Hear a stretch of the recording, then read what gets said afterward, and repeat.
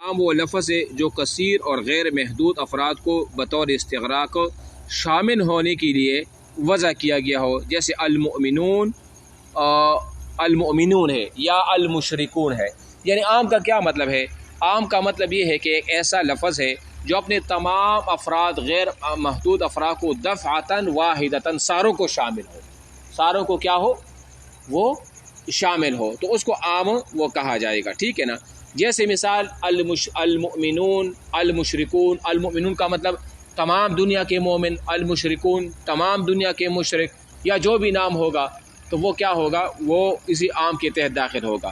تو بعض لوگ ہوتے ہیں عام لفظی ہوتا ہے، مثال کے جیسا لفظ ہمیں پتہ چل جاتے ہیں المؤمنون جمع ہے، المشرکون جمع ہے، وغیرہ وغیرہ۔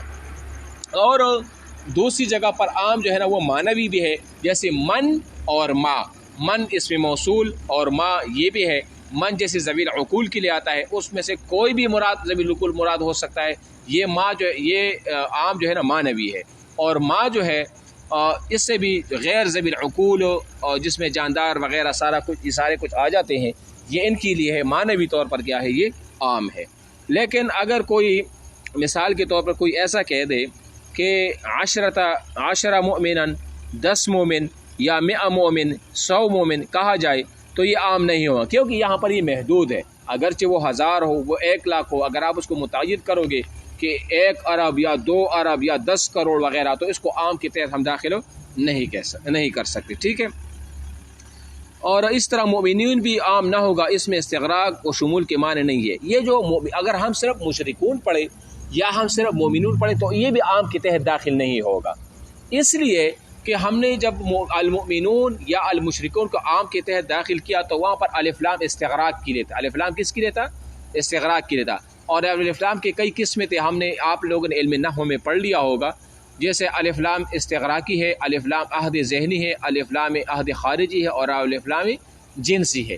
4 قسم کے الف لام ہوتی ہے، ٹھیک ہے۔ جیسے الحمدوں میں الف لام جنسی ہے، کوئی لے لیتا ہے، یا الانسانوں میں یا الف لام استغراق کے لیے ہے، الف لام عہد ذہنی ہے، الف لام عہد خارجی ہے، وغیرہ وغیرہ۔ اس کی جب نحو میں جب اس کا ذکر آئے گا تو ادھر میں آپ کو ڈیٹیل میں اس کو پڑھا دوں گا، ٹھیک ہے۔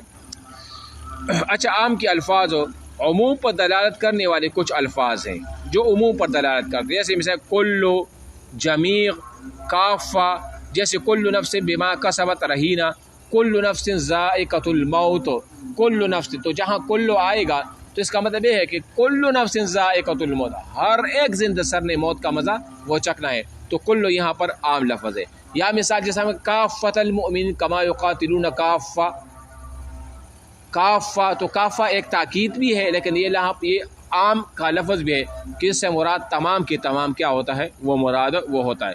یا مثال جمیع، تو جمیع کا لفظ یہ بھی عام کے تحت داخل ہے، یا کلو کا لفظ جو ہے نا یہ بھی عام کے تحت کیا ہوتا ہے؟ یہ داخل ہے۔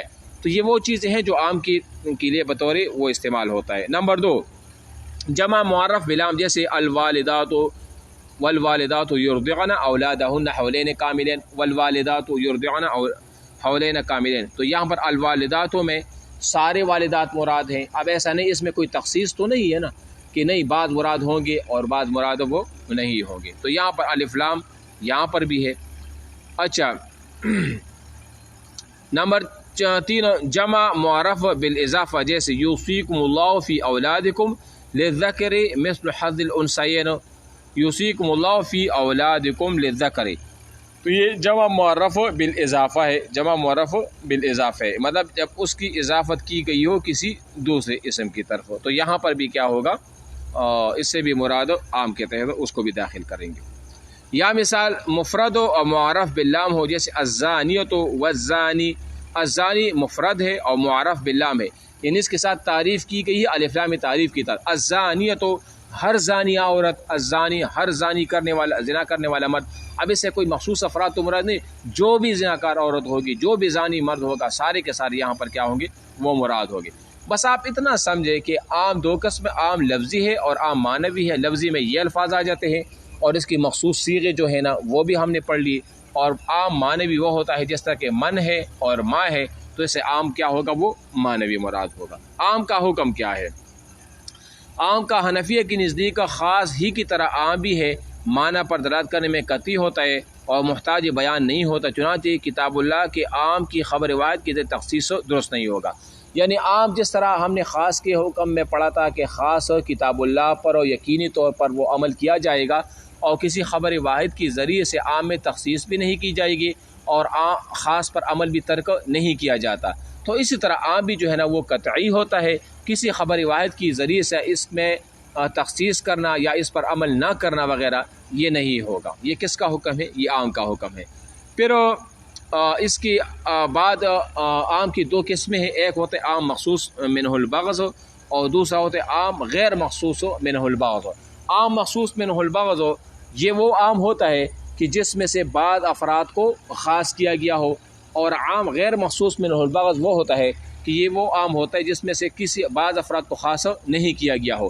مثال کے طور پر جہاں پر بعض افراد کو خاص کیا گیا ہو، اس کی مثال اگر میں ویسے کہہ دوں کہ مثال کے طور پر میں کہہ دوں کہ میرے پاس تمام لوگ آ گئے مگر کون نہیں؟ زید، عمر، بکر، یہ تینوں نہیں آئے۔ اب دیکھو تمام لوگ آ گئے لیکن زید، عمر، بکر مجیت سے اس کو خاص کیا گیا ہے کہ یہ نہیں ہے، باقی سارے کے سارے وہ آ گئے۔ یا مثال کے طور پر قرآن مجید میں اس کی مثالیں بھی موجود ہیں۔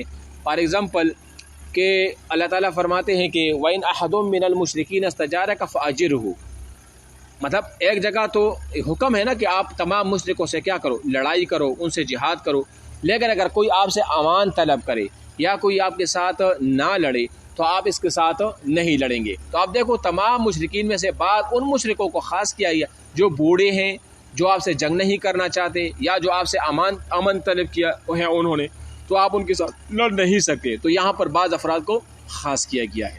ٹھیک ہے، اب اس کے بعد عام جو ہے نا وہ قطعی نہیں رہتا، میری بات سمجھ آ رہی ہے نا؟ اس کے بعد جب بعض افراد کو خاص کیا جاتا ہے تو اس کے بعد عام قطعی نہیں رہتا بلکہ عام ظن کے درجے میں آ جاتا ہے، کیونکہ وہاں پر مزید اس چیز کا احتمال ہو سکتا ہے کہ ہو سکتا ہے اس میں مزید اور بندے بھی خاص کی جائے اور ان کو بھی جو ہے نا وہ خاص کے عام کے تحت اس کو داخل نہ مانا جائے اور تخصیص کی ان کو خارج کر دیا جائے، تو پھر عام تخصیص کے بعد ظنی رہتا ہے، قطعی نہیں رہتا ہے۔ اور وہ جگہ جہاں پر عام غیر مخصوص من البعض ہو کہ ان کے بعض افراد کو خاص نہ کیا گیا ہو، اس کی مثال جیسے میں کہتا ہوں نا کہ ان اللہ علی کل شیء قدیر، اللہ تعالیٰ ہر چیز پر قادر ہے۔ اب اس میں ایسی کوئی افراد تو نہیں ہے کہ جس میں ہم یہ کہتے کہ اللہ تعالیٰ بعض چیزوں پر قادر ہے اور بعض چیزوں پر قادر نہیں ہے۔ یا مثال کے طور پر میں کہہ دوں کہ اللہ خالق کل شیء، اللہ تعالیٰ ہر چیز کا خالق ہے۔ اب اس میں کوئی تخصیص تو نہیں ہے کیونکہ اللہ تعالیٰ نے تمام چیزوں کو پیدا کیا۔ اب میں یہ تو نہیں کہہ سکتا کہ اللہ نے ان چیزوں کو نہیں پیدا کیا میں تخصیص کروں، تو یہ وہ عام ہے جس میں کسی افراد کو خاص نہیں کیا گیا ہو، تو اس کو عام غیر مخصوص من البحث وہ کہا جاتا ہے۔